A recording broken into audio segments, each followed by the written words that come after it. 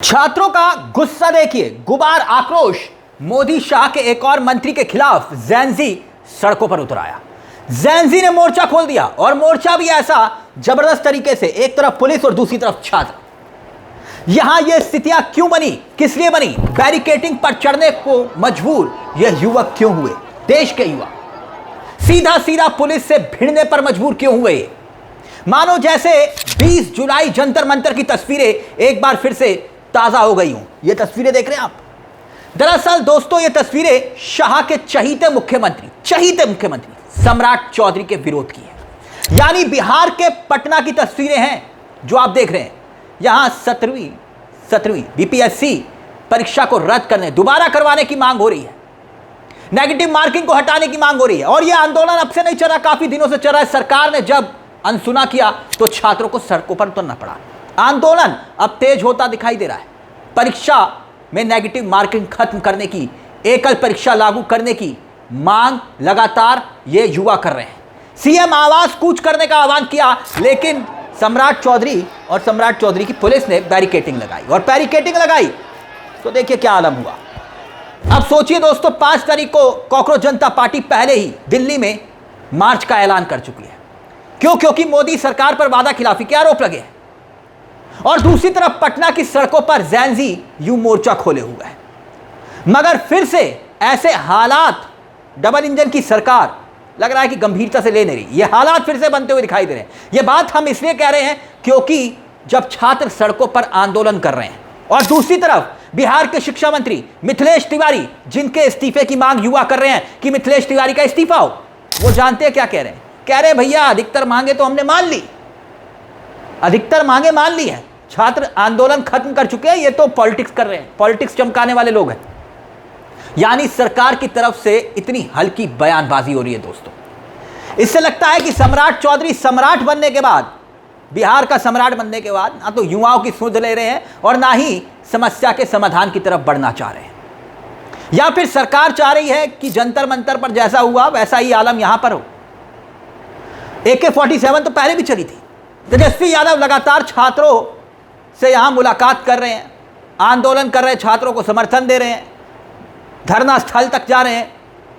तेजस्वी यादव ने बकायदा एक दिन पहले जो है वो मार्च भी निकाला था। लेकिन यहां जो ये लोग कह रहे थे कि भैया झारखंड में बीजेपी करती है तो वो जो है वो छात्रों का हित होता है, छात्रों के साथ खड़ी है। और दूसरी तरफ अगर विपक्ष किसी और राज्य में यहां पर करता है तो कहते हैं ये पॉलिटिक्स कर रहे हैं। अब देखिए, झारखंड में बीजेपी सड़कों पर उतरी तो ये छात्रों का हित था, लेकिन यहां तेजस्वी यादव सड़कों पर उतरे तो कहा कि राजनीति। अब देखिए, जंतर मंतर पर कौन सी विपक्ष की पार्टी जो थी वो वहां पर मंच पर नहीं गई। कांग्रेस, आम आदमी party, Samajwadi party, Trinamool Congress, RJD, जो भी विपक्षी दल और यहां तक कि वाम दल, सब जंतर मंतर पर जब छात्र आंदोलन कर रहे थे, कॉकरोच जनता पार्टी का आंदोलन चल रहा था, तो सभी पहुंचे। सोनम वांगचुक जब भूख हड़ताल पर थे तो सभी पहुंचे। झारखंड में भी जब आंदोलन हुआ तो बीजेपी के लोगों ने भी तो मुखरता से वहां पर झंडा डंडा उठाया था। और वहां पर तो आरोप लगे कि आपने जानबूझकर हालात को बिगाड़ने की कोशिश की। लेकिन यहां पर सीधे तौर पर सीएम आवास की तरफ कूच करते हुए युवा दिखाई दे रहे हैं। यह स्थिति दोस्तों इस वक्त सड़कों पर दिखाई दे रही है। आप देखिए, चारों तरफ से राजस्थान में जेन-ज़ी जैन अल्फा सड़कों पर, उत्तर प्रदेश में जेन-ज़ी जैन अल्फा सड़कों पर, उत्तराखंड से ऐसी तस्वीरें आ रही हैं।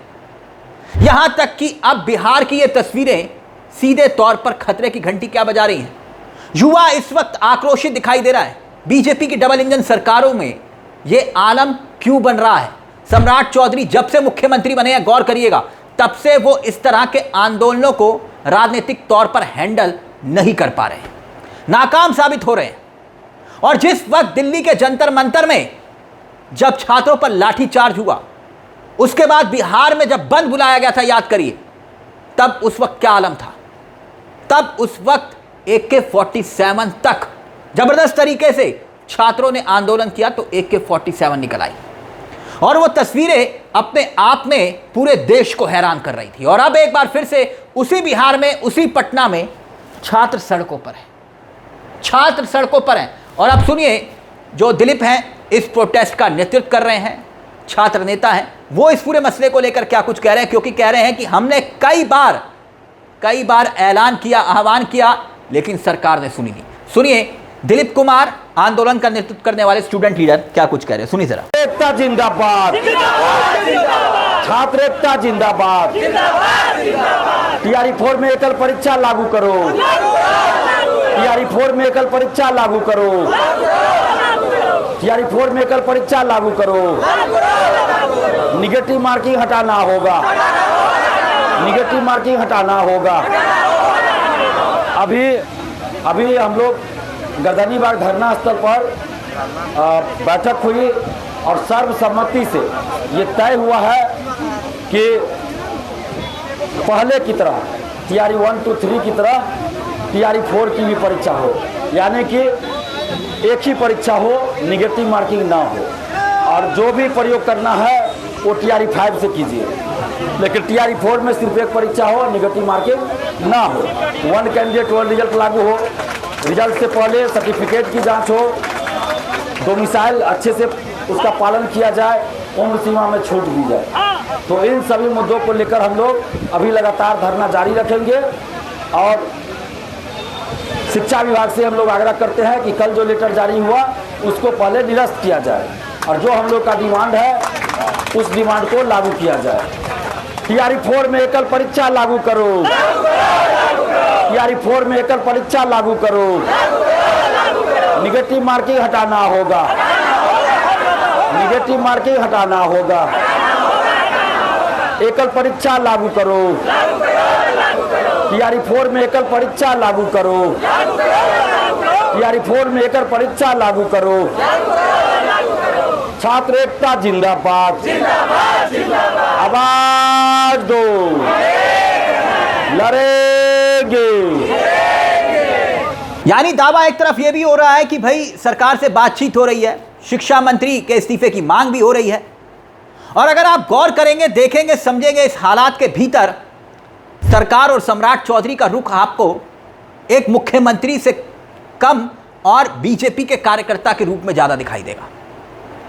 पॉलिटिकल पार्टी के लिए आंदोलन, और अगर छात्र राजनीति में विपक्ष राजनीति नहीं करेगा तो कौन करेगा? अगर कहा जा रहा है कि भाई विपक्ष राजनीति कर रहा है तो कौन करेगा?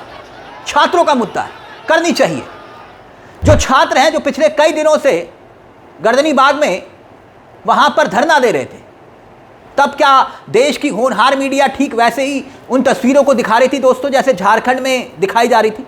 जरा सोच कर देखिए, झारखंड में तो पूरे देश का गोदी मीडिया जिसे आप कहते हैं या जो भी मीडिया कहते हैं वो तो वहां पर पहुंच चुका था। झारखंड में क्यों? क्योंकि वहां पर डबल इंजन की सरकार नहीं थी, वहां पर हेमंत सोरेन की सरकार थी। लेकिन हेमंत सोरेन ने उस आंदोलन को कैसे टैकल किया, कैसे हैंडल किया? छात्रों की मांगे मानी, अपने नेताओं को भेजा, लेकिन यहां तो पुलिस के सामने छात्रों की पीठ और पुलिस की लाठी। यही हो रहा है ना। खैर, अब इस हालात और इन तस्वीरों को लेकर आपकी क्या राय है दोस्तों? एक तरफ डबल इंजन की सरकारों में ये आंदोलन की आग युवाओं के मन में जल रही है, और दूसरी तरफ अब कॉकरोच जनता पार्टी ने आह्वान कर दिया है 5 तारीख को मार्च का। अब परमिशन मिलेगी नहीं मिलेगी वो एक अलग बात है। ऐसी स्थिति में क्या वाकई में मोदी सरकार पूरी तरह से फंसती दिखाई दे रही है जेन-ज़ी के आक्रोश के चलते? अपनी राय कमेंट बॉक्स में जरूर रखिएगा। मुझे तिलक चावला को दीजिए इजाजत। बेल आइकॉन दबा लीजिए। मंच आप ही का है। नमस्कार, जय हिंद, जय भारत।